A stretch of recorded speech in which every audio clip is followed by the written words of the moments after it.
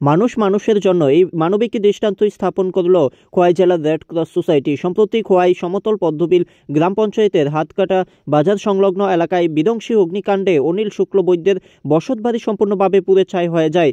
শুকনো মরশুমে মুহূর্তের মধ্যে আগুনের লেলিহান শিখা গোটা বাড়ি গ্রাস করে। আগুনে পুড়ে যায় সদ্য মাঠ থেকে তোলা ফসল, নগদ টাকা ও গৃহস্থলীর প্রয়োজনীয় সামগ্রী। এই মর্মান্তিক ঘটনার পর আজ খোয়াই জেলা রেড ক্রস সোসাইটির পক্ষ থেকে ক্ষতিগ্রস্ত পরিবারটির পাশে দাঁড়ানো হয়। সমাজ সেবার অঙ্গ হিসেবে রেড ক্রসের সদস্যরা আগুনে ক্ষতিগ্রস্ত পরিবারের হাতে প্রয়োজনীয় আসবাবপত্র ও ত্রাণ সামগ্রী তুলে দেন। এই দিনের কর্মসূচিতে উপস্থিত ছিলেন খোয়াই জেলার বিশিষ্ট সমাজসেবী বিনয় দেববর্মা, রেড ক্রস সোসাইটির চেয়ারম্যান কানাইশীল, সদস্য জয়ন্ত কুমার সাহা সহ অন্যান্য স্বেচ্ছাসেবকরা। তারা বলেন, মানবিকতার দায়বদ্ধতা থেকে আমরা ক্ষতিগ্রস্ত পরিবারের পাশে দাঁড়িয়েছি। আগামী দিনেও রেড ক্রস সোসাইটি এই ধরনের বিপদগ্রস্ত মানুষের পাশে থাকবে। খোয়াই থেকে নিজস্ব প্রতিনিধি রিপোর্ট, অল টাইম খবর 24। গত পরশুদিন আমাদের কাছে খবর যায় যে সমতল পদ্মবিল এলাকায় অনিল শুক্লবৈদ্যর বাসভবনে একটি ফায়ার হয়।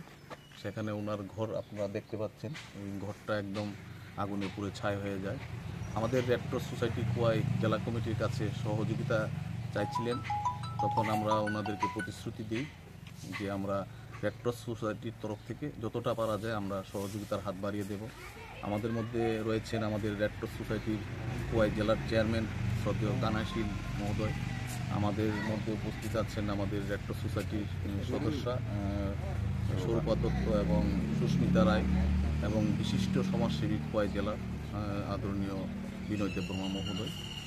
আমরা আজকে 2টা কম্বল, একটা ত্রিপাল, একটা হারিকেন এবং কিচেন সেট আমরা আজকে ওনাদের হাতে তুলে দিয়েছি।